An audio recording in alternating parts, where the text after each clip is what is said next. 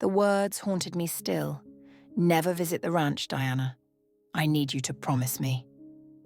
My husband Marcus had spoken them with unusual intensity during our 26 years together, one of the few absolute demands he'd ever made. I'd honoured that promise, even when curiosity gnawed at me during those rare moments he'd mention his Wyoming childhood on property he'd abandoned. But Marcus was gone now. A stroke at 54 had taken him without warning. After 26 years of marriage, I had become a widow at 50, left with an estranged son and a hollow space where certainty used to live. Mrs. Torres? The voice of Marcus's attorney, Helen Bridges, pulled me from my thoughts. We sat in her glass-walled office 3 weeks after the funeral, death's finality reduced to leather folders and notarized signatures. There's one final matter. She slid a weathered wooden box across her desk. Inside lay a brass key attached to a turquoise pendant and a sealed envelope with my name in Marcus's meticulous handwriting. What is this? My fingers trembled as I lifted the heavy key. Your husband purchased property in Wyoming 4 years ago. Per his instructions, you were to learn of its existence only after his death. Helen adjusted her glasses. The deed transfers to you. All obligations are satisfied for the next decade. Property in Wyoming? My throat tightened. Marcus didn't own anything outside our home in Portland.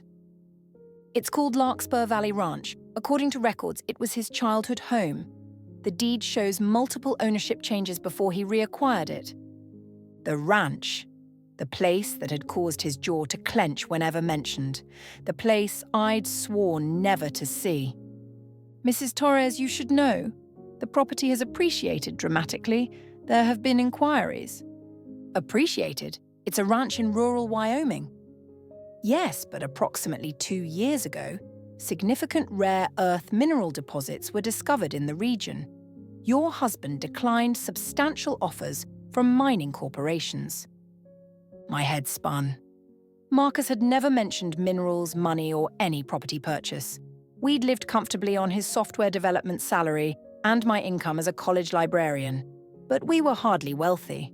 I opened the envelope with shaking hands. My dearest Diana, if you're reading this, I've left too soon. I'm sorry for everything I couldn't bring myself to tell you. The ranch is yours now. I've spent these last 4 years transforming it from the broken place of my childhood into something worthy of you.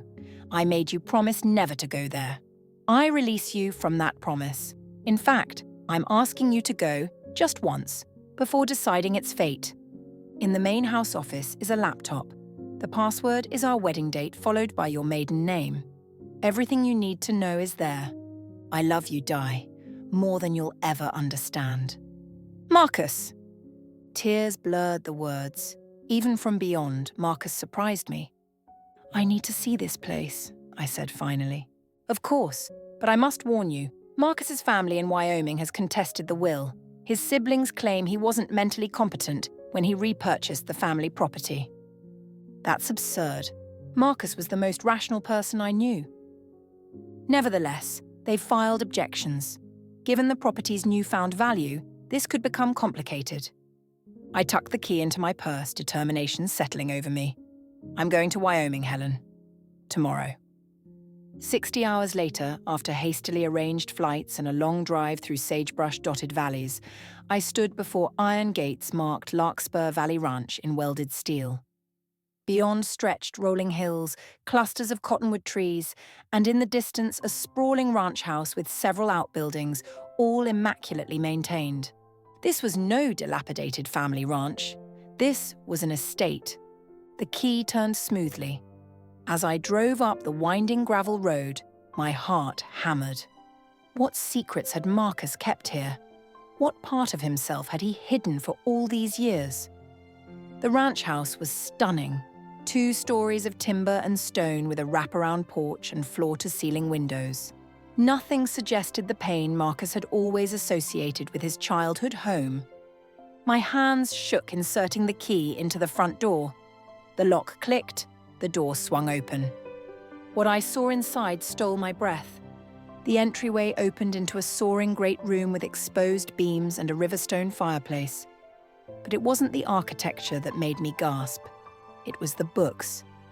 Everywhere I looked. Rare first editions behind glass. Antique volumes in floor-to-ceiling shelves. Leather-bound collections I'd admired in museums. My lifelong passion for rare books. The one indulgence Marcus had always supported but never quite shared, surrounded me in a personal library beyond my wildest dreams.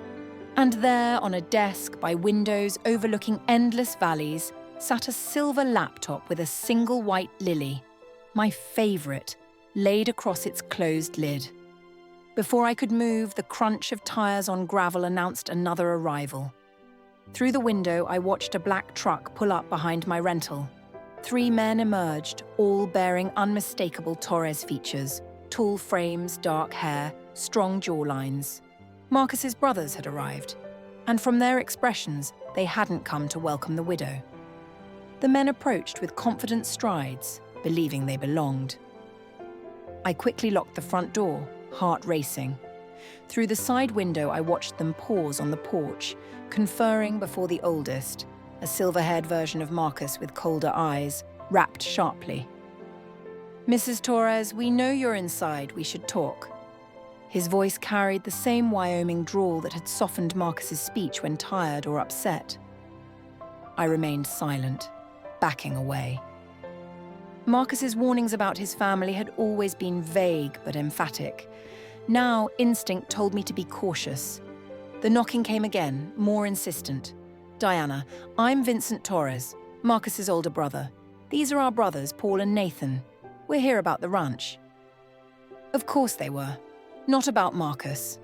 Not to meet the wife their brother had loved for 26 years. They were here about the suddenly valuable property. I glanced at the laptop. Whatever answers I needed were there, not with the strangers on the porch. Ignoring the aggressive knocking, I moved to the desk, opened the computer, and entered the password. 06209 Torres. The screen came to life, opening to a folder labelled "For Diana." Inside were hundreds of video files, each dated, starting 2 weeks ago and extending a full year into the future. With trembling fingers, I clicked the first one. Marcus's face filled the screen, not the gaunt, pale version from his final months, but healthy, vibrant, clearly recorded some time ago. He smiled, that crooked grin that had always made my heart skip. "Hello, Di. If you're watching this, I'm gone, and you've come to the ranch despite years of making you promise not to." He chuckled softly. "I should have known you couldn't resist, especially after Helen told you about it." A lump formed in my throat. Even now, he knew me so well. "I've made a video for every day of your first year without me. 1 year of keeping you company while you grieve. 1 year of explaining everything I should have told you while I was alive." He looked down briefly, then back with determination. Starting with why I bought back the ranch, I swore I'd never set foot on again. The knocking outside had stopped. Through the window, I could see the men returning to their vehicle, retrieving documents, conferring with stern expressions. Marcus continued. 4 years ago, I was diagnosed with early-onset Alzheimer's disease. The doctors gave me 3 to 7 years before significant cognitive decline. I chose not to tell you or Ethan. I didn't want pity, and I didn't want our final years overshadowed by that diagnosis. His eyes softened. I wanted to live fully with you until the end, not slowly fade in front of you. Shock and anger surged through me. He'd hidden his diagnosis, made medical decisions without me, denied me the chance to prepare. "I know you're angry right now," he said, as if reading my thoughts. "You have every right. But I hope you'll understand I made this choice from love, not deception." The men outside were making phone calls now, pacing with frustrated energy. When I got my diagnosis, I decided to use whatever time I had left, while I was still myself, to create something meaningful for you. You always loved rare books, always talked about having a library someday. So I found the last place anyone expected me to go, the ranch I'd fled at 19, vowing never to return. He leaned closer. What my brothers don't know is that I legally purchased the ranch from our father before he died. The old man was broke after years of failed schemes, drowning in debt. He sold it to me for a fraction of its worth, desperate for cash, swearing me to secrecy from my brothers who still thought they'd inherit it someday.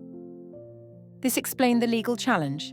They believed they had rights to property Marcus had legitimately purchased. The ranch was in ruins when I bought it, Di, just like when I was a kid. But this time, I had resources to transform it. Every business trip these last 4 years, I was here overseeing renovations, building something for you. Outside, the brothers approached the door again.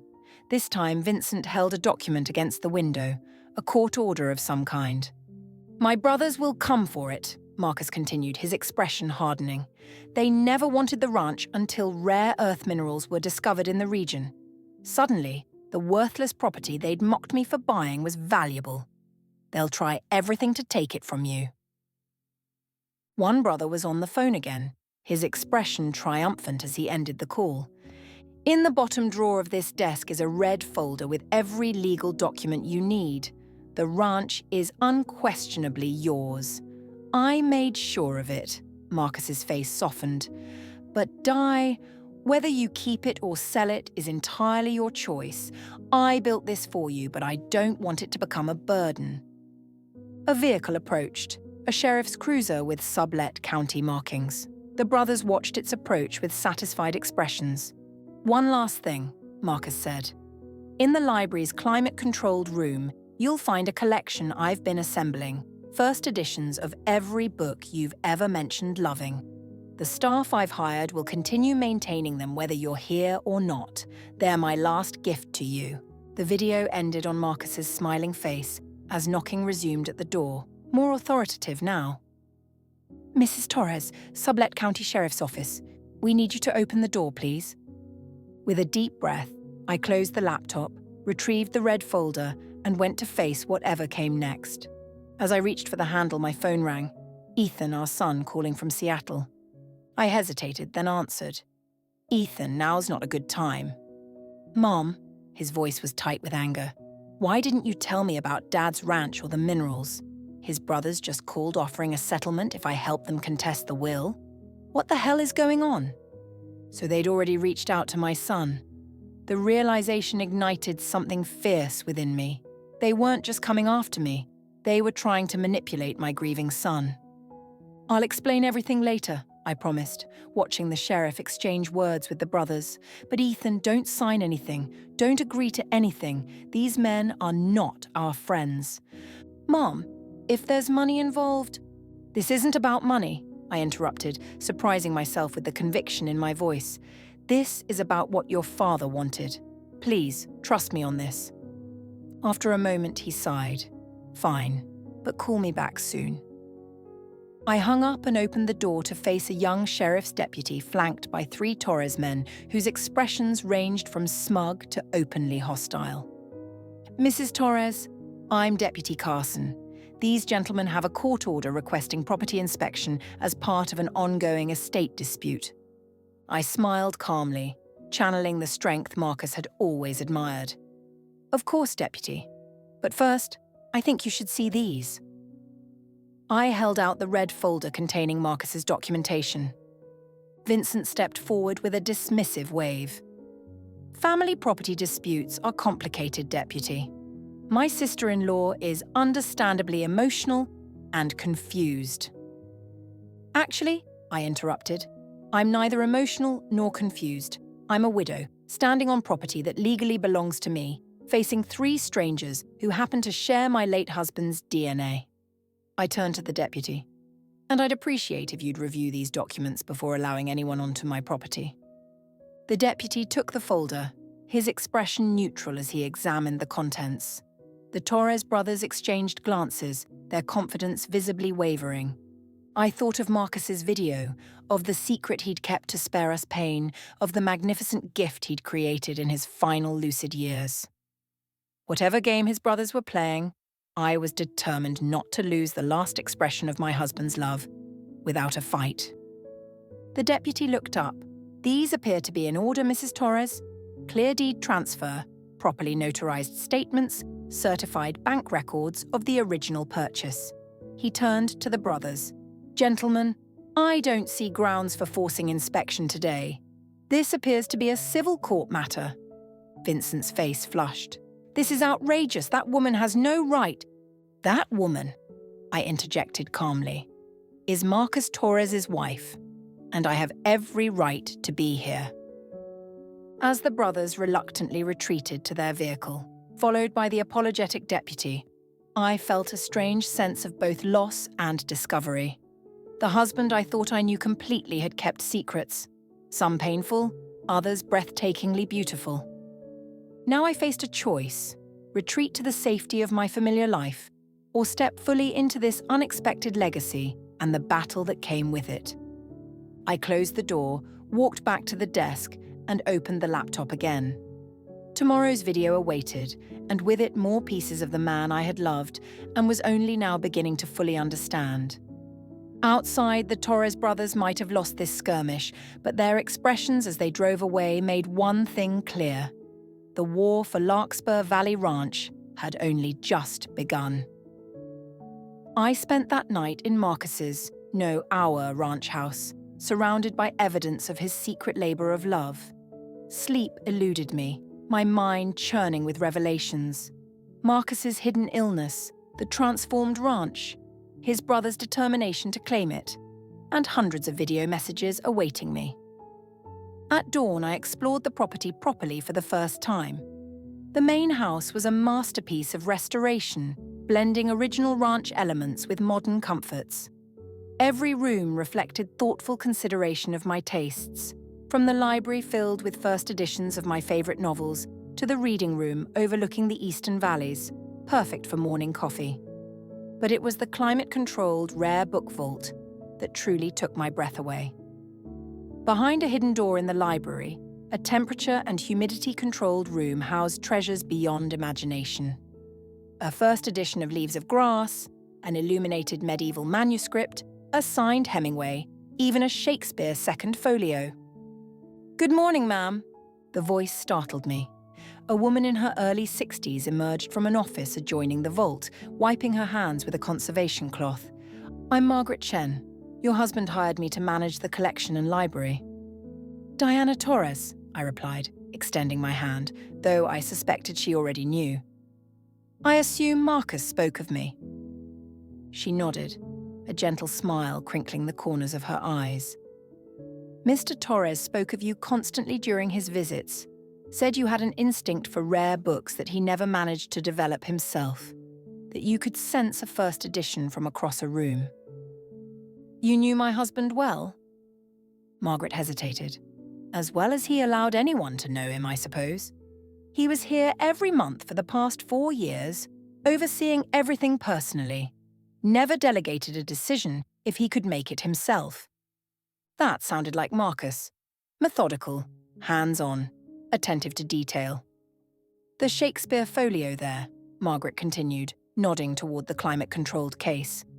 "That's extremely rare. Your husband spent 18 months tracking it down through private collectors. Said it reminded him of a lecture you attended together in graduate school." My heart clenched. 26 years ago, I'd dragged Marcus to a Shakespeare symposium. I'd been enthralled. He'd been politely tolerant. Or so I'd thought. He'd remembered. "Did he—" I hesitated, unsure how to frame the question. "Did my husband ever mention his health to you?" A shadow crossed Margaret's weathered face. "Not directly, but these last 8 months he pushed harder, worked longer hours, added more features to the collection, like a man racing against a clock only he could see." The confirmation stung, but it also explained the driven quality I'd sensed in Marcus during his final months. I'd attributed it to work stress, never imagining he was creating all this while knowing his mind would soon betray him. "His brothers were here yesterday," I said, watching Margaret's reaction carefully. Her expression hardened. "They've been circling since the minerals were discovered on neighboring properties, suddenly very interested in the family ranch they hadn't visited in decades." "What can you tell me about them?" Margaret secured a document she'd been examining before answering. Vincent's the oldest. Runs some tech investment firm in Denver. Always acted like he was doing Marcus a favor by acknowledging him. Paul's the middle one, attorney, smooth talker. And Nathan's the youngest, followed Vincent into finance, always in his shadow. And their relationship with Marcus? Strain doesn't begin to cover it. From what I gathered, they tormented him as a child, city boys who visited the ranch reluctantly, looking down on him for staying to help your father-in-law run the place. Margaret shook her head. When Marcus returned to buy the property, they mocked him for wasting money on worthless land, right up until Hartwell Corporation struck rare earth deposits 2 properties over. This aligned with the fragments Marcus had shared over the years: his difficult childhood, his escape to Oregon for college, his reluctance to discuss his Wyoming family. "They'll be back," I said, more to myself than to Margaret. "Count on it," she nodded grimly. But Mr. Torres prepared for that. He was always thinking 3 steps ahead. Back at the house, I forced myself to eat breakfast before opening the laptop for today's video. Marcus appeared on screen, seated in what I now recognized as the ranch's reading room. "Good morning, Di. I hope you slept well in our new home." He smiled, that crooked smile I missed with physical intensity. "Today I want to show you something special." The camera moved as he carried it through the house, down a hallway I hadn't explored, stopping at a locked door. "This room is for you alone. The key is in the top drawer of the bedside table, the silver one with the turquoise inlay." I paused the video, went to the master bedroom, and found the key exactly where he described. Retracing Marcus's path from the video, I located the door at the end of the west wing. The key turned smoothly. I pushed the door open and gasped.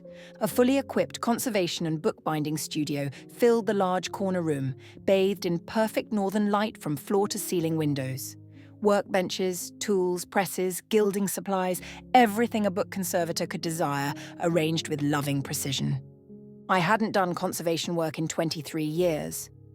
After graduate school, I'd set aside those artistic aspirations to take a stable library position, to help support us while Marcus built his software career, to raise Ethan.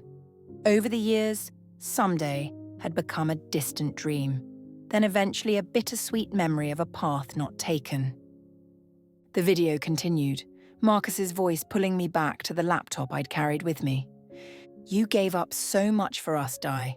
Your conservation work was the first sacrifice. Though you never complained, I always promised myself I'd give it back to you someday." Tears blurred my vision as I surveyed the studio. The professional-grade supplies, the reference books stacked neatly on shelves, the north-facing windows that would provide perfect, consistent light. "There's one more thing," Marcus continued. "Check the cabinet below the window seat." I crossed to the cushioned window seat overlooking the eastern valley, now golden in the morning light. Below it, built into the wall, was a cabinet I might have missed, if not directed to it. Inside lay a flat archival box. With trembling hands, I lifted the lid, then sank to my knees in shock. My work, dozens of pieces. All the conservation projects I'd completed in graduate school, the portfolios I thought had been lost in our moves over the years. Marcus had preserved them, protected them, kept them safe for over 2 decades until he could return them to me in this perfect space. On top lay a small leather journal I recognized immediately, my conservation notebook from my final graduate project. Marcus had asked to keep it the day I completed it. Tucked beside it was a handwritten note in his precise script. "She's still in there, Di. The woman who worked with such passion and vision. I've given you the space. The rest is up to you." I clutched the note to my chest, overwhelmed by love and loss in equal measure. Marcus had seen me, truly seen me, in ways I hadn't allowed myself to be seen in years. The sound of vehicles on the gravel driveway pulled me from this emotional moment. Moving to the studio window, I watched 2 cars approach. The now familiar black truck of the Torres brothers, and behind it, a sleek grey sedan I recognized instantly. Ethan had arrived, and from the way he emerged from his car and strode confidently toward the uncles he'd never met, it appeared they'd already begun working on him. My son, Marcus's son, with his father's dark hair and my stubborn chin, was smiling and shaking hands with men who'd tried to destroy us. Whatever fragile peace I'd found in Marcus's posthumous gifts evaporated in the face of this new complication. The battle for Larkspur Valley Ranch had just become significantly more personal. I watched from the window as Ethan exchanged friendly greetings with his uncles, his body language open and receptive. At 29, our son had his father's analytical mind and my determination, but lacked Marcus's patience and my caution. He'd always been quick to form opinions, slow to revise them. My phone buzzed with a text from him. Arrived with Uncle Vincent and the others. Coming in now. We need to talk. Uncle Vincent. They'd known each other less than a day and already he was claiming family connection. I tucked Marcus's note into my pocket, locked the studio behind me, and went to face this new alliance. They entered without knocking, Ethan using the familiarity of a son's privilege, the brothers following like wolves behind an unwitting guide. "Mom." Ethan embraced me briefly, then stepped back, his eyes darting around the impressive entryway. "This place is incredible. Why didn't Dad ever tell us about it?" Before I could answer, Vincent stepped forward, his resemblance to Marcus painfully sharp in the morning light. "Diana, I believe we got off on the wrong foot yesterday. We were surprised by your sudden appearance just as you were surprised by ours." His conciliatory tone didn't match the calculating look in his eyes. Beside him, Paul and Nathan maintained carefully neutral expressions, though I noticed Paul clutching a leather portfolio that undoubtedly contained legal documents. "Ethan," I said, ignoring Vincent completely. "I thought we agreed you wouldn't engage with your father's brothers until we'd had a chance to talk." He flushed slightly. "They called again this morning with a very reasonable proposal. I thought I should at least hear them out in person." His chin lifted defiantly, the same expression he'd worn as a teenager challenging curfew. "Besides, they're my family too."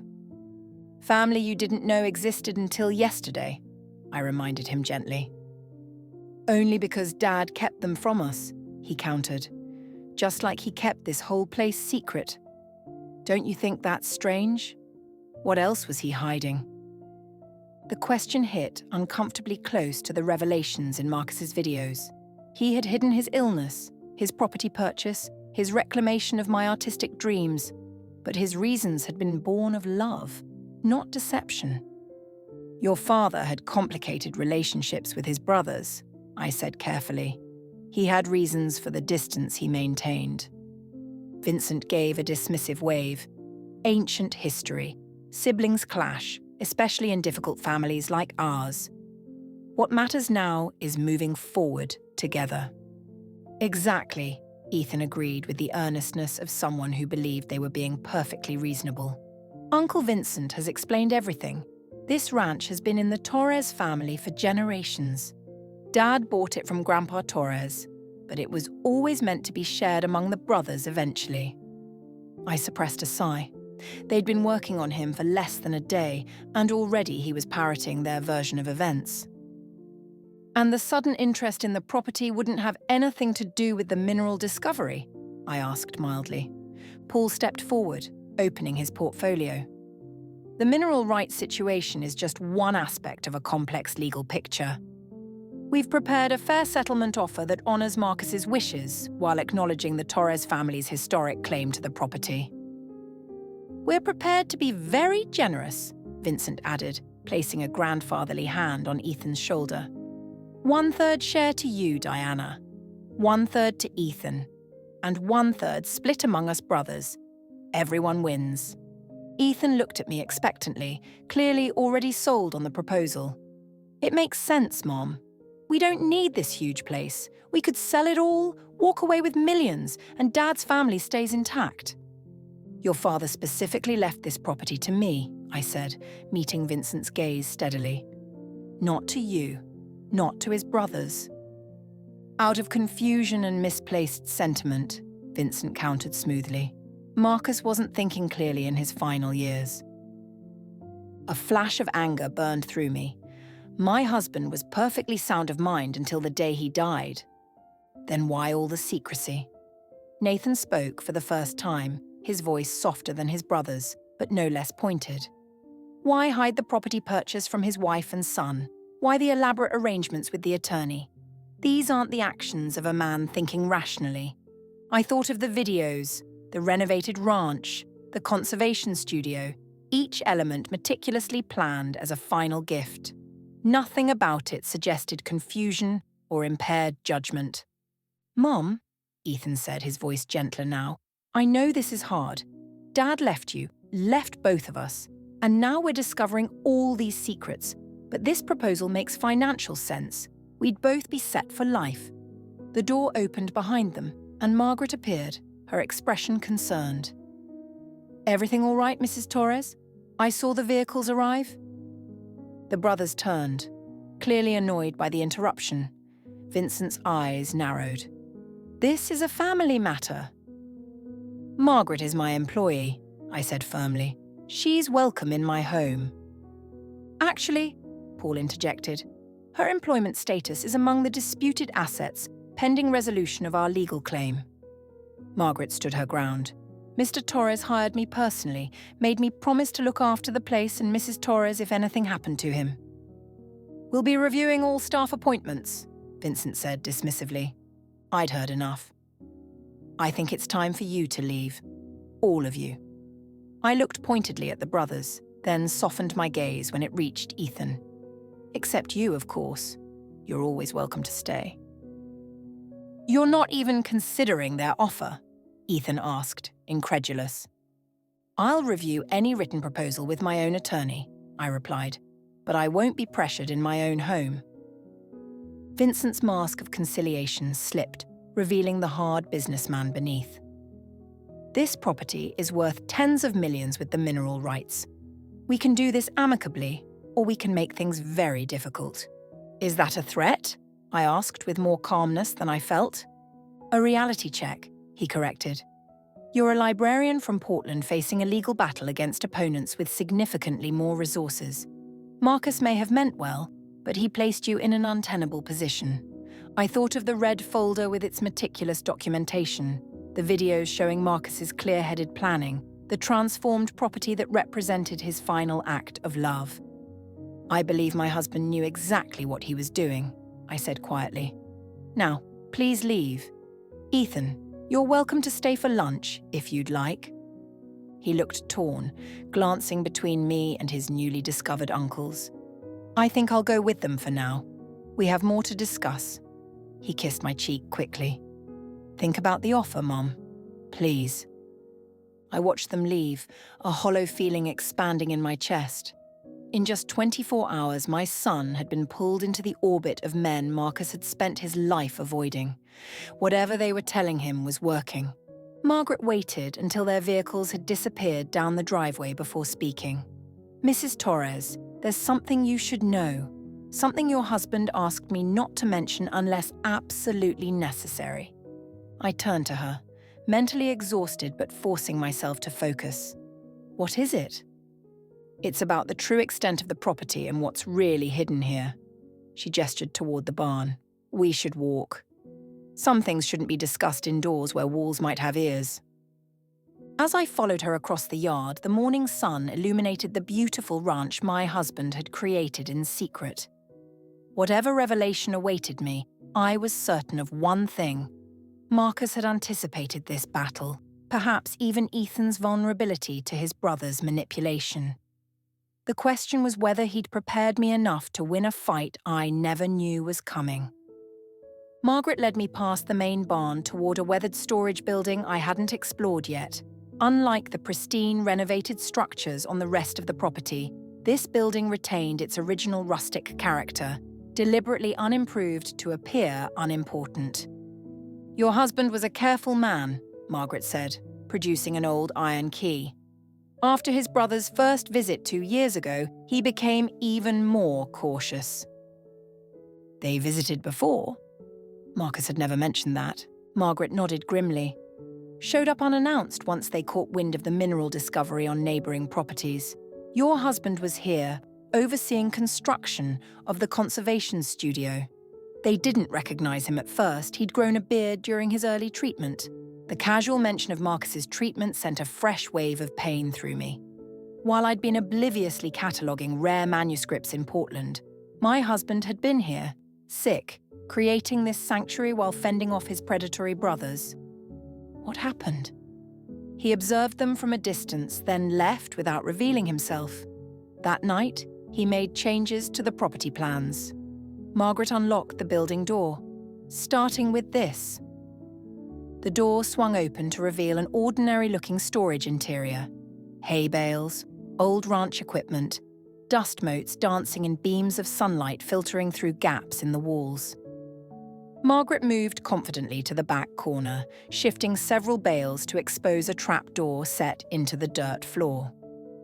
Your husband installed this entrance last winter. The workers thought they were building a root cellar. She pulled the heavy door upward, revealing a sturdy wooden staircase descending into darkness. After you, Mrs. Torres. Curiosity overcoming apprehension, I followed Margaret down the stairs.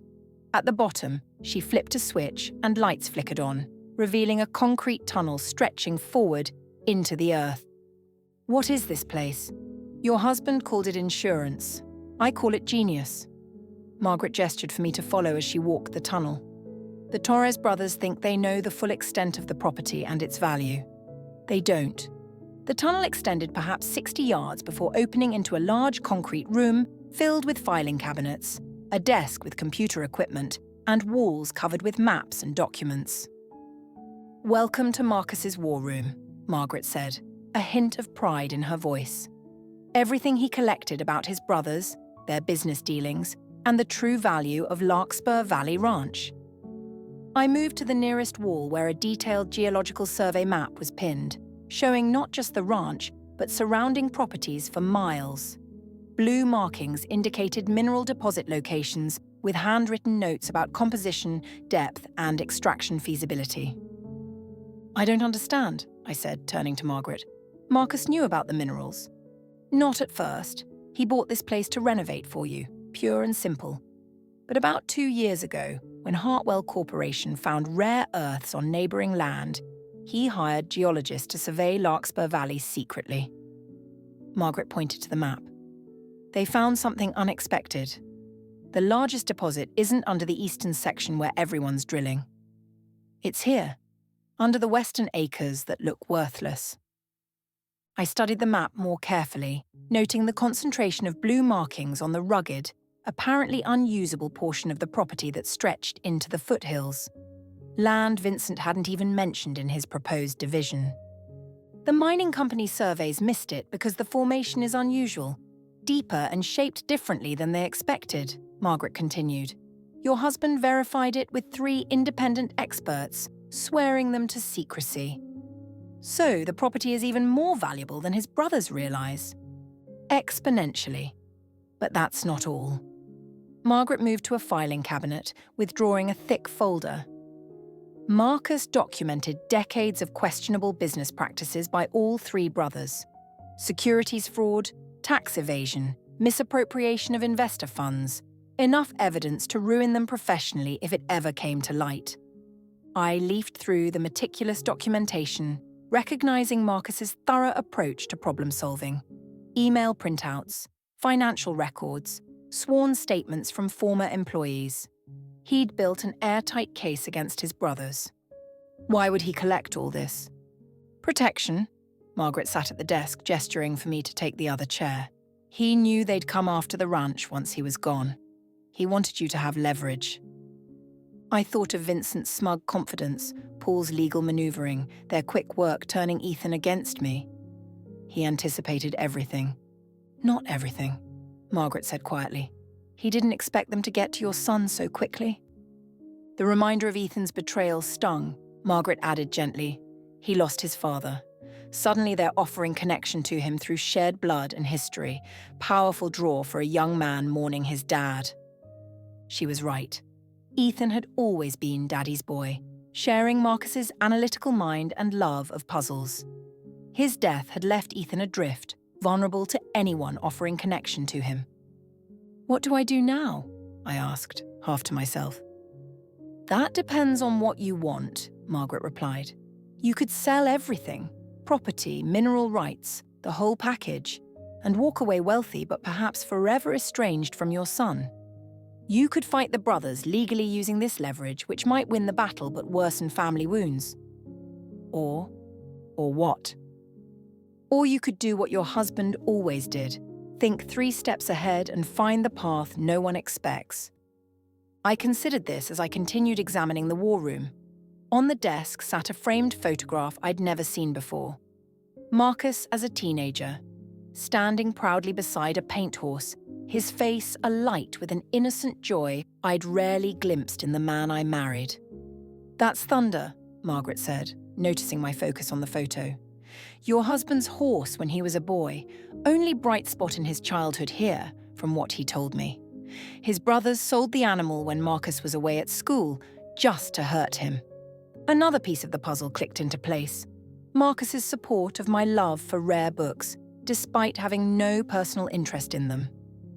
The magnificent library wasn't just a gift.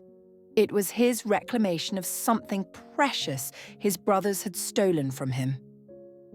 I picked up the photograph, a plan beginning to form in my mind. "Margaret, does the laptop with Marcus's videos work down here?" She nodded. "There's a secure Wi-Fi network throughout the property. Your husband made sure of it." "Good. I need to watch the next few videos ahead of schedule. Then I need you to arrange a meeting for me." "With whom?" "First, my son. Alone. Away from his uncles. Then my attorney. And finally..." I glanced at the wall of evidence Marcus had compiled against his brothers. "I think I'd like to speak with those mining company representatives who've been making offers on the property." Margaret smiled for the first time since we'd entered the hidden bunker. "You're planning something your husband would approve of." "I'm planning something worthy of the man who loved me enough to create all this," I corrected, a new determination steadying my voice. "And I'm going to need your help." "Whatever you need," Margaret promised. "Your husband saved my career once, years ago. Gave me this position when no other institution would take a chance on a conservator with a controversial past. I owe him everything. And by extension, I owe you." This was yet another side of Marcus I hadn't known, his quiet generosity extending beyond our immediate family, changing lives I'd never even heard about. As we left the bunker, carefully concealing the entrance again, I felt a strange sense of connection to my late husband. Not the grief that had dominated the past weeks, but a partnership that somehow continued beyond death. He had left me not just property and material security, but tools and knowledge to forge my own path forward. The Torres brothers believed they were facing a naive widow out of her depth. They had no idea what was coming. Over the next 72 hours, I barely slept, fueled instead by determination and the growing clarity of my plan. I watched 10 days' worth of Marcus's videos in 2 nights, each one revealing more of his strategy and the depth of his foresight. "They'll try to divide and conquer," he warned in one recording, as if speaking directly to my current situation. "Vincent will be the friendly face, Paul the legal threat, Nathan the silent observer. And they'll target Ethan. He's their easiest path to destabilizing your position." In another video, he walked through the western section of the property, the supposedly worthless acres his brothers had deliberately excluded from their proposal. "This land looks like nothing, Di. Scrubby hills, rocky terrain, difficult access. That's why it's perfect. No one looks closely at what appears valueless." Armed with Marcus's insights and my own growing understanding of what I faced, I arranged to meet Ethan at a small coffee shop in Pinedale, 30 miles from the ranch. Neutral territory, away from both the Torres brothers' influence and the emotional pull of Marcus's carefully crafted sanctuary. He arrived 20 minutes late, defensive posture already in place before he even sat down. "I can't stay long. Uncle Vincent is taking me to meet with his financial advisor this afternoon." "Uncle Vincent," I repeated mildly. "You've become quite close in 4 days." He flushed. They've been nothing but kind and welcoming, which is more than I can say for you. You're treating them like enemies instead of Dad's family. I sipped my coffee, choosing my next words carefully. Do you remember that philosophy course you took junior year? The professor who talked about perspective. How where you stand completely changes what you see. What does that have to do with anything? You've only heard their perspective on this situation. I'm asking you to consider there might be another view. Your father's. Dad's dead, he said bluntly, pain flashing across his features, and he obviously didn't trust either of us enough to tell us about this place while he was alive. I reached into my bag and withdrew a tablet. Actually, he left something for both of us. What is that? Your father made videos, Ethan. Hundreds of them. Messages to guide me, us, after he was gone. I turned the tablet to face him, queuing up the specific video Marcus had labeled for Ethan when he needs it. His face paled. He made videos? He knew he was dying, I said softly, finally sharing the truth. He was diagnosed 4 years ago with early-onset Alzheimer's disease. He chose not to tell us. Wanted to spare us watching him decline. That's impossible. He would have told me. But uncertainty had crept into his voice. Watch the video, Ethan. Hear it from him. With trembling fingers, he pressed play. Marcus's face appeared, healthy, vibrant, his eyes crinkling with that uniquely his smile. Hello, my brilliant boy. If you're watching this, I'm gone. And knowing you, you're probably angry about all the secrets I kept. He chuckled softly. You never did like being kept in the dark about anything, even as a kid. Tears welled in Ethan's eyes as his father continued. I should have told you I was sick. Should have given you time to prepare, to ask all those questions you're so good at asking. But I was selfish. I wanted our last years together to be normal, not overshadowed by my diagnosis. I hope someday you'll forgive me for that choice. Marcus shifted, leaning closer to the camera. But there's something else you need to know. Something about my brothers that I've never shared with you. Our estrangement wasn't some petty family squabble. Ethan's hand covered his mouth, his eyes never leaving the screen. They embezzled my portion of our father's estate when I was 20, used my name on fraudulent documents while I was away at college. When I discovered it and threatened to expose them, they threatened to implicate me as a willing participant. I left Wyoming, changed my name slightly from Marco to Marcus, and started over in Oregon. Met your mother, built a life, raised you. It was more than enough. His expression hardened. But my brothers never changed. Whatever they're telling you now, remember this. They've wanted control of the family property for decades, not out of sentiment, but pure greed. And they'll use anyone, including my son, to get it. The video ended, freezing on Marcus's concerned face. Ethan sat motionless, tears streaming silently down his cheeks. He was protecting us, he whispered finally. All this time. From more than just his illness, I confirmed gently. Your uncles aren't the family connection they're pretending to be. They're opportunists who see you as their easiest path to what they want. He wiped his tears, anger replacing grief in his expression. They've been lying to me, haven't they? About everything. Not everything. The ranch is worth millions. That part is true, but they haven't told you about the western section they conveniently excluded from their proposal, or the true extent of the mineral deposits there. Understanding dawned in his eyes. They're trying to cheat us. Us, I repeated, hope flickering. Does that mean you're back on my side? Mum, I never left your side, He looked down, ashamed. I wanted to feel connected to Dad through his family. They had stories about him as a kid, photos I'd never seen. I understand, I assured him, reaching across the table to squeeze his hand.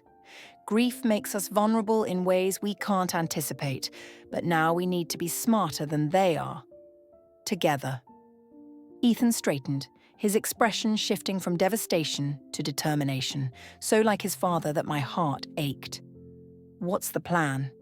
I smiled, feeling the first real sense of confidence since this ordeal began. First, we're meeting my attorney this evening.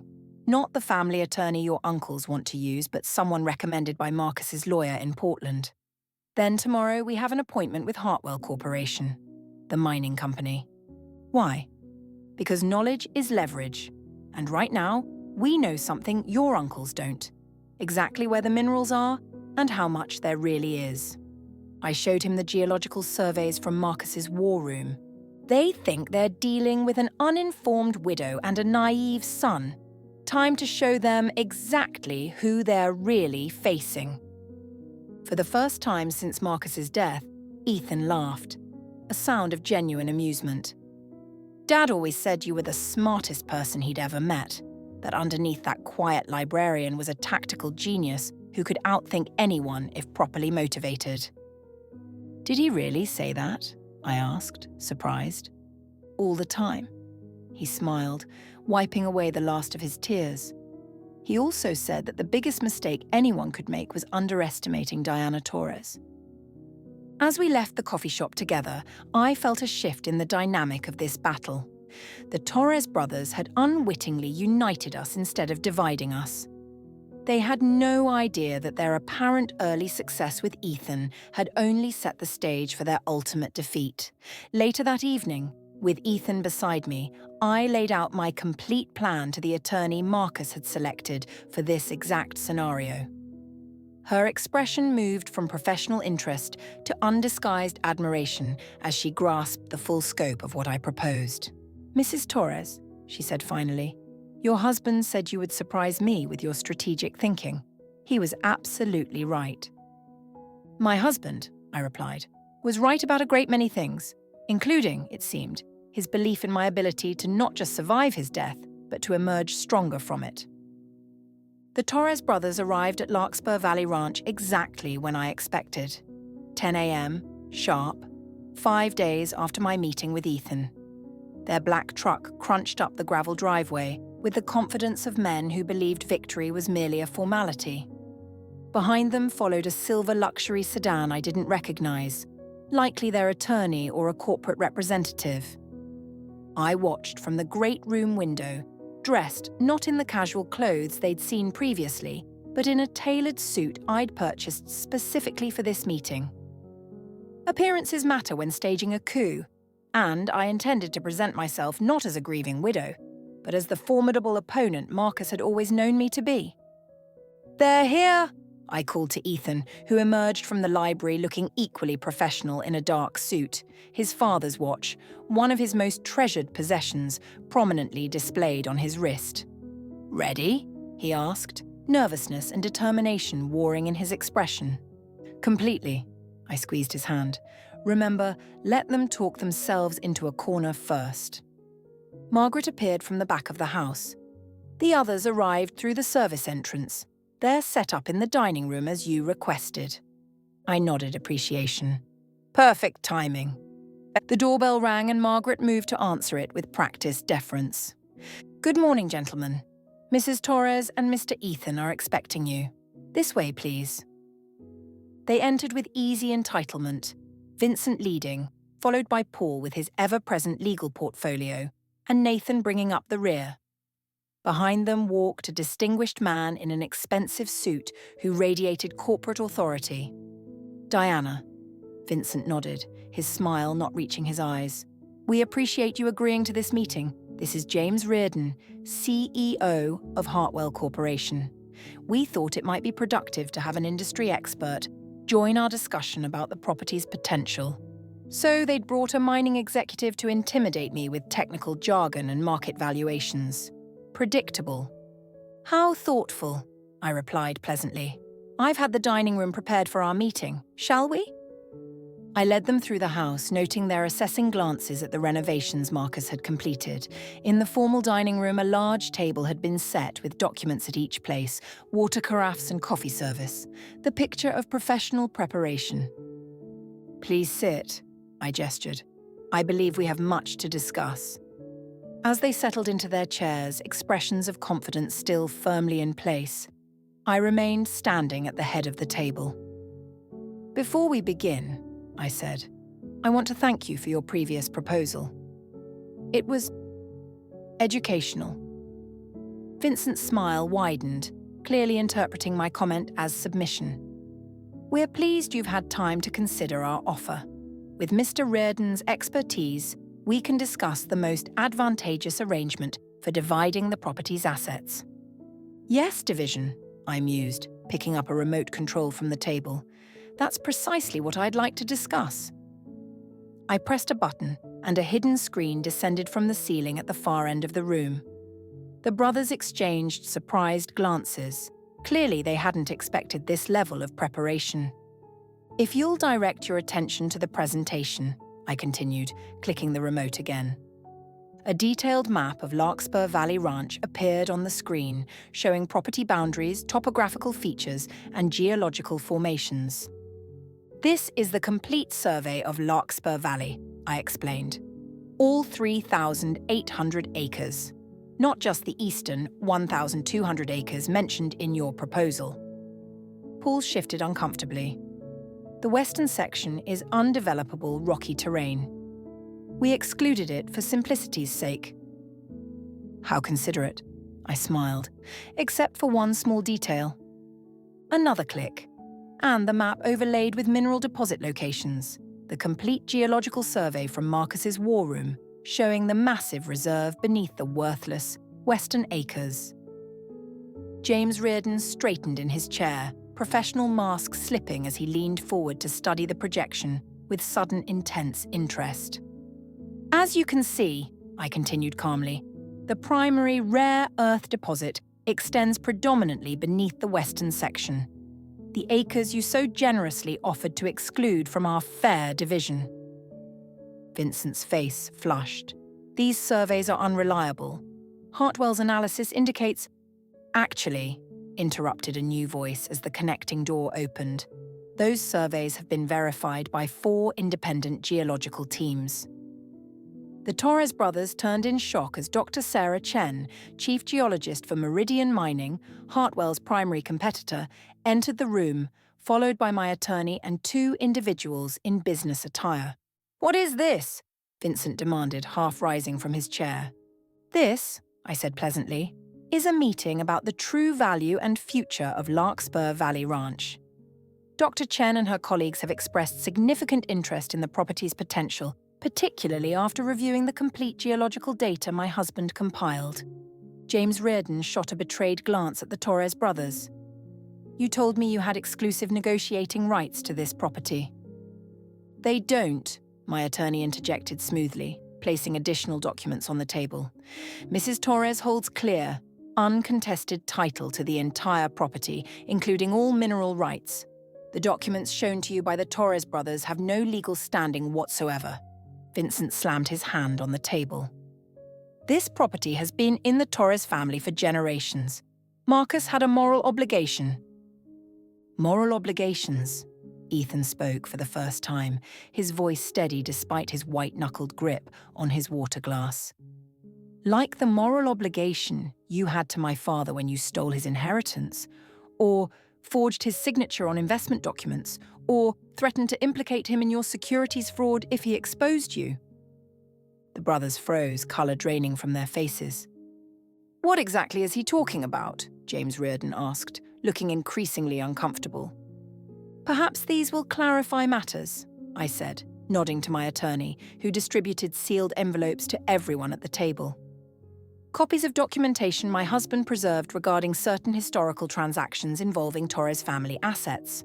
I believe the statute of limitations has expired on some of these matters, but the SEC and Wyoming financial regulatory authorities might still find others quite interesting." Paul opened his envelope, scanning the contents with increasing alarm. "These are private family matters," he sputtered, "completely irrelevant to the current discussion." "On the contrary," I countered, finally taking my seat at the head of the table. "They establish a pattern of fraudulent behaviour that directly impacts your credibility in these negotiations. Behaviour that continued when you deliberately misled Mr. Reardon about your standing to negotiate for this property." The room fell silent as the Torres brothers realised the completeness of their exposure. Marcus had documented everything: their historical crimes against him, their recent manipulations, their attempts to seize valuable assets while appearing generous. "What do you want?" Vincent finally asked, his confident facade crumbling. "I want you to leave Larkspur Valley Ranch and never return," I stated simply. "I want you to cease all attempts to contest my ownership or manipulate my son. In exchange, these documents remain private, viewable only by the people in this room." James Reardon stood abruptly. "I believe my company's involvement in this matter has been based on incomplete and potentially fraudulent information. If you'll excuse me, Mrs. Torres, I'll be in touch directly regarding any future discussions of mineral rights." He shot a disgusted look at the brothers before exiting. Vincent's expression hardened as he watched his corporate ally depart. "You have no idea what you're doing, Diana. The extraction costs for the western section are prohibitive. The logistics alone—" "Actually," Dr. Chen interjected, "Meridian Mining has developed new extraction technology specifically suited to these geological formations. We're prepared to make Mrs. Torres an offer that acknowledges both the challenges and the exceptional potential of this property." As the meeting continued, transforming from the Torres brothers' planned takeover into my carefully orchestrated counter-offensive, I caught Ethan's eye across the table. His slight smile conveyed everything: pride, vindication, and the bittersweet acknowledgement that Marcus had prepared us for this moment, even from beyond the grave.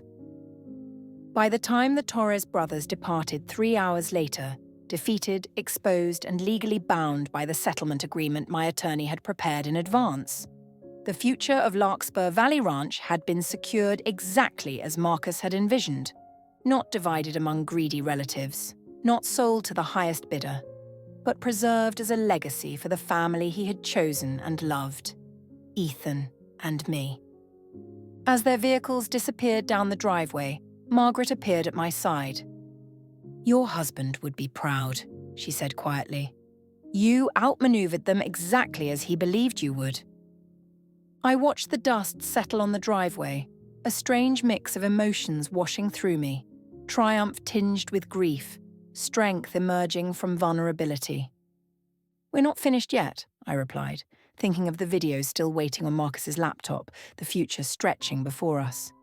This was just the first battle. But it was a battle we had decisively won, using weapons Marcus had meticulously prepared and the strength he had always seen in me, even when I couldn't see it in myself. The weeks following the Torres brothers' defeat passed in a blur of practical matters: legal documents finalizing our settlement agreement, meetings with Meridian Mining to structure a mutually beneficial extraction arrangement, and careful inventory of everything Marcus had created at Larkspur Valley Ranch. Ethan stayed with me through it all, his initial resentment about his father's secrets transforming into appreciation for his foresight.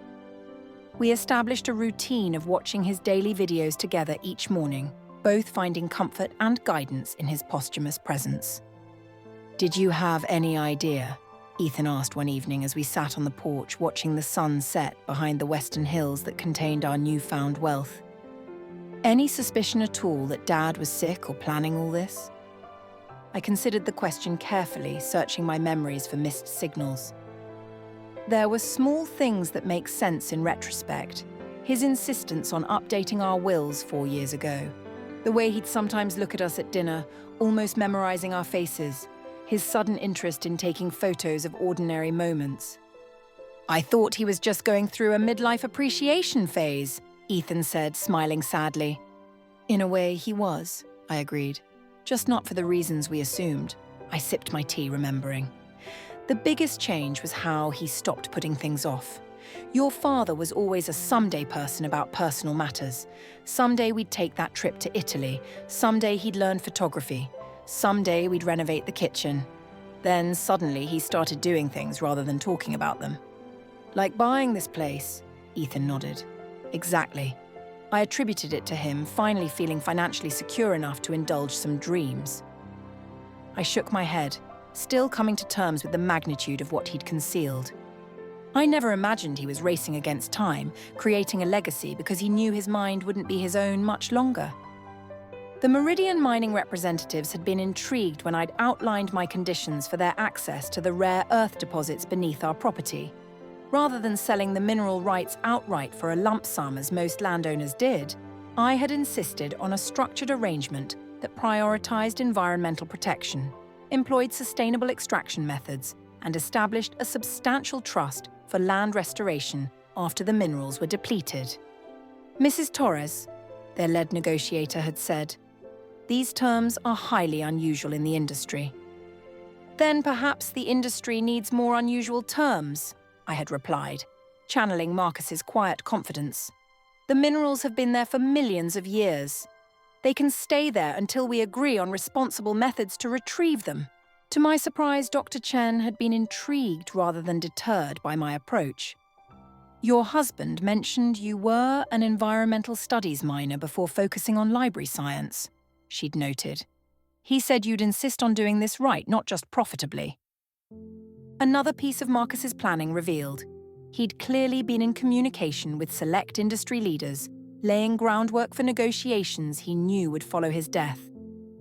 2 months after claiming my inheritance, I stood in the conservation studio Marcus had created, sunlight streaming through the north-facing windows, illuminating a damaged 19th century atlas on the workbench.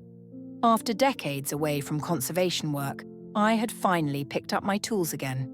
Hesitantly at first, then with growing confidence. Today's project was personal, restoring a water-damaged first edition that had belonged to Marcus's mother, one of the few possessions he'd kept from his childhood. "Mum." Ethan appeared in the doorway, laptop in hand. "Today's video is different. I think you should see it alone." I set down my conservation knife, curious. We'd fallen into the routine of watching Marcus's daily messages together over breakfast, finding comfort in the shared experience. Different how? It's marked specifically for month 3, day 8. He titled it, "When Diana Starts Working Again." He handed me the computer with a gentle smile. He knew you would eventually. Alone in the studio, surrounded by the tools of a passion I was rediscovering, I opened the laptop and pressed play. Marcus appeared, seated in this very room before any of the equipment had been installed, the space bare except for the magnificent windows. "Hello, my love," he began, his smile warm and intimate. "If you're watching this, you found your way back to your work, back to the passion you set aside for our family all those years ago."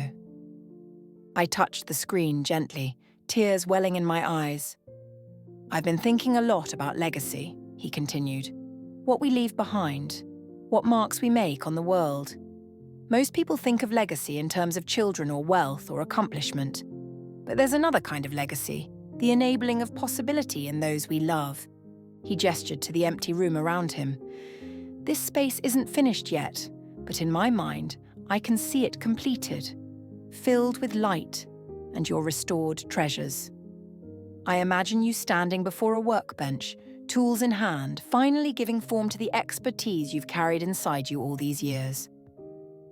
I glanced at the half-restored atlas on my bench, struck by how closely it aligned with Marcus's imagination.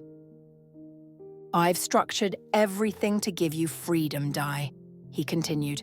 "Financial security through the mineral rights, protection from my brother's interference, a beautiful space to create. But what you do with that freedom, that's your legacy to build, not mine to dictate." He leaned closer to the camera, his expression intense. "The ranch, the library, the studio, they're not the inheritance, they're just the tools. The real inheritance is possibility, the chance to become more fully yourself without constraint." I paused the video, overwhelmed by the depth of his understanding. Marcus had known me better than I knew myself, had seen the dormant conservator still alive within the practical librarian and devoted mother I'd become. When I resumed the video, his expression had softened again. "I have one request, though it's yours to accept or decline. In the vault storage room is a damaged Shakespeare second folio. The one I showed you when we first met, the one that inspired you to become a conservator in the first place. It's been waiting for you. When you're ready, truly ready, I hope you'll restore it. Not for its monetary value, but because you loved it once, and I think you still do." The video ended with his familiar sign-off, "Until tomorrow, my love." I sat motionless for several minutes, processing his words. Then, moved by impulse, I went to the vault's climate-controlled storage room and found exactly what he'd described. The damaged Shakespeare second folio we'd examined together during a rare book exhibition 30 years ago, the day we'd met. It had inspired my career choice, and Marcus had somehow tracked it down, purchased it, and saved it for me to restore when I was ready. Over the following weeks, as autumn painted the landscape in brilliant hues, I worked on smaller restoration projects, building my skills back up. The Shakespeare folio waited, a challenge I wasn't quite ready to face, but knowing it was there, waiting for me, felt like Marcus's presence itself. One morning, as I was examining a 17th century manuscript, my phone rang. An unknown Wyoming number. "Mrs. Torres? This is Nathan Torres." I froze, grip tightening on the phone. The youngest of the brothers, the one who'd said the least during our confrontation.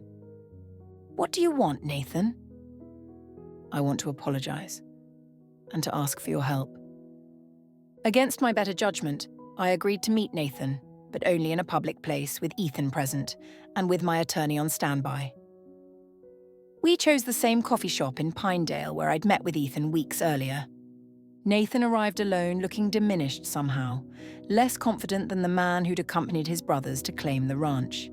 He'd lost weight, and there were dark circles under his eyes. "Thank you for seeing me," he said, sitting across from Ethan and me. "I wasn't sure you would." "We're listening," I said neutrally. "You have 15 minutes. He nodded, accepting the limitation. Vincent's dying. Same condition Marcus had, early onset Alzheimer's. He's known for 2 years but kept it hidden, even from Paul and me. I felt a chill despite the coffee shop's warmth. "I'm sorry to hear that, but I'm not clear why you're telling me this."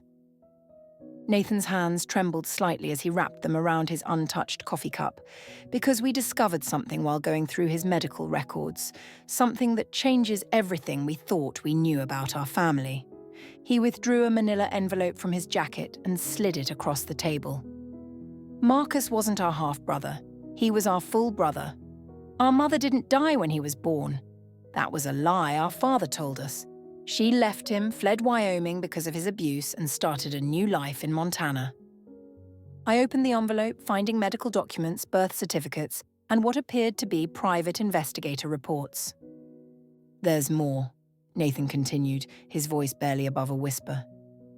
"Our father had another family, a relationship that began before our mother left and continued for decades after. A woman in Casper with whom he had 2 more children. A son and daughter, both in their 40s now." Ethan leaned forward, studying the documents.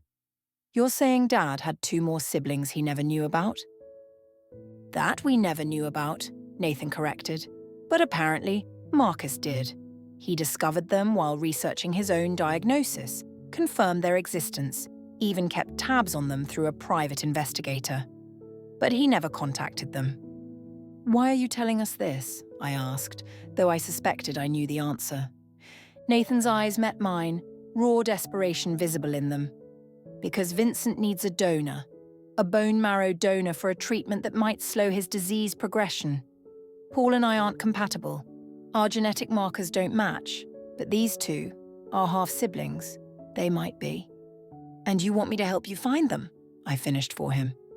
"I want you to give me the contact information Marcus had.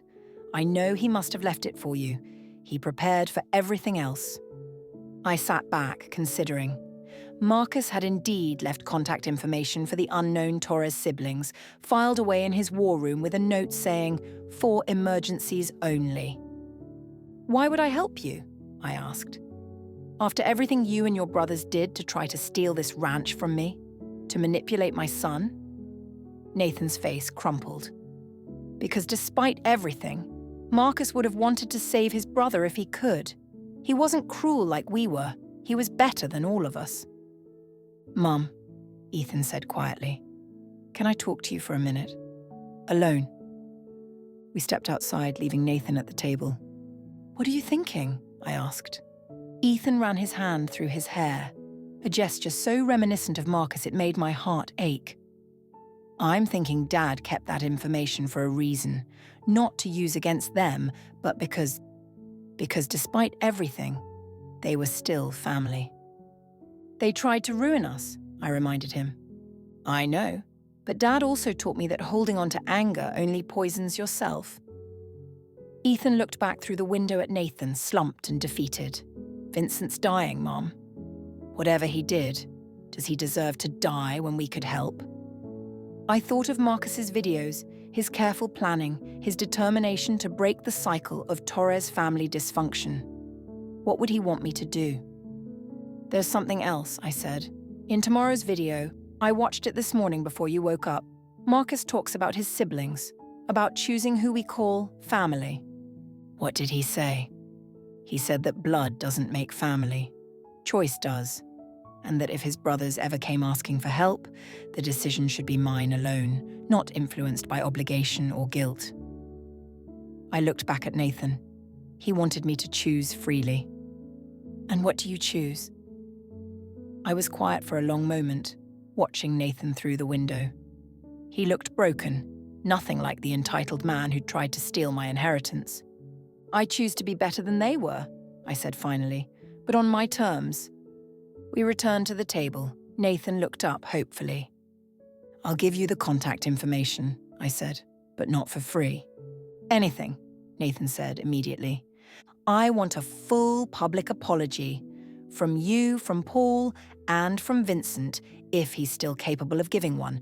I want acknowledgement of what you tried to do and a formal withdrawal of any and all legal claims against Larkspur Valley Ranch. Done. I'm not finished. I also want you to establish a trust in Marcus's name, funded by your family, not mine, that supports Alzheimer's research and care. Minimum funding of $1 million. Nathan paled but nodded. I'll make it happen. And finally, I want you to understand something. I leaned forward, holding his gaze. I'm not doing this for you, or for Vincent, or even for Paul. I'm doing this because Marcus would have wanted these unknown siblings to have a choice. A real choice, free from manipulation or pressure, about whether to help. If they say no, you accept that with grace. Understood. Understood, Nathan whispered. I slid a piece of paper across the table with 2 names and contact information. Sarah Torres Bennett in Billings, Montana, and Michael Torres in Laramie, Wyoming. Marcus verified these addresses annually, I said. They should still be current. Nathan took the paper with trembling hands. Thank you. I know I don't deserve... You're right, I interrupted. You don't deserve this, but sometimes we receive grace anyway. What you do with it is up to you. As Nathan left, clutching the paper like a lifeline, Ethan turned to me. You think Dad would approve? I think your father spent his whole life trying to break free from cycles of pain and cruelty. I think he'd approve of us choosing mercy when we had every right to choose vengeance. That evening, I opened Marcus's laptop to find a video titled, If You Showed Them Mercy. His face appeared on screen, and I could have sworn there was a knowing smile playing at his lips. Hello, Di. If you're watching this video out of sequence, you've made a choice I wasn't sure you'd make. You've shown my brothers, or at least one of them, a kindness they didn't earn and probably don't deserve. I smiled through tears. I'm proud of you, he continued. Not because mercy is always the right choice, but because you made it freely, on your own terms, without obligation. That's what I always loved most about you, Di. Your ability to see beyond what is to what could be. He leaned back in his chair. I don't know how this will end, whether Vincent will find a donor, whether my unknown siblings will choose to help, whether my brothers will keep their word about whatever promises they made to you. But I know this. You've planted a seed of something better than the poisonous legacy our father left behind. The video shifted to show Marcus in what I now recognized as the conservation studio, before it was finished. There's a concept in book conservation. You taught it to me once, though I'm sure you don't remember. You said that some damage can't be fully repaired, but it can be stabilized. You can keep it from getting worse. You can preserve what remains while acknowledging what was lost. His eyes met the camera directly. That's what you're doing, Di. Not repairing my family. That damage is too deep, too old. But stabilizing it. Preventing the worst from spreading to the next generation.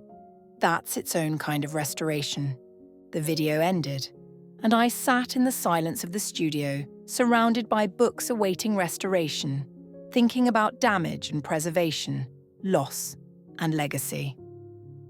3 months later, I received a letter from Sarah Torres Bennett in Montana.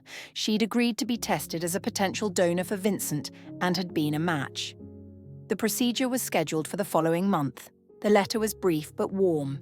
Mrs. Torres, Nathan explained how you provided my contact information and under what terms.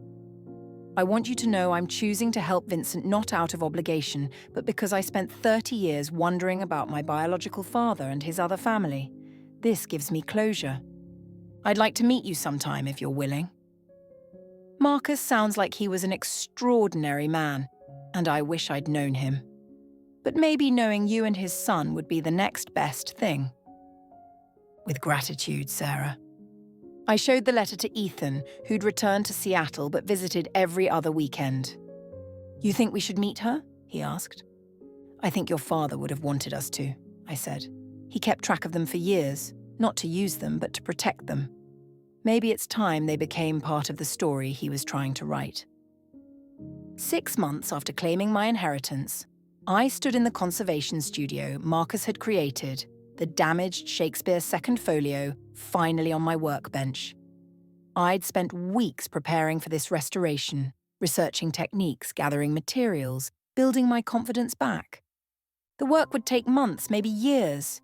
Some damage was too extensive to fully repair. But I could stabilize it, preserve what remained, honor what it had been while accepting what it had become. Spring would come again to Larkspur Valley Ranch. Rare earth minerals would be carefully extracted from the western hills. I would continue my conservation work in the studio my husband had designed. Ethan would visit when he could, and perhaps someday bring a family of his own to explore the land their grandfather had reclaimed. And Marcus would remain present in the legacy he had so carefully crafted, not just in the daily videos that would eventually end, but in every corner of this place that reflected his love, his foresight, and his determination that the mistakes of the past would not dictate the shape of the future. The forbidden had become the cherished. The secret had become the celebrated. And I, Diana Torres, had become the caretaker of a legacy built not on obligation or blood, but on the purest foundation of all: love freely given and gratefully received. Until tomorrow, my love, Marcus said in that evening's video.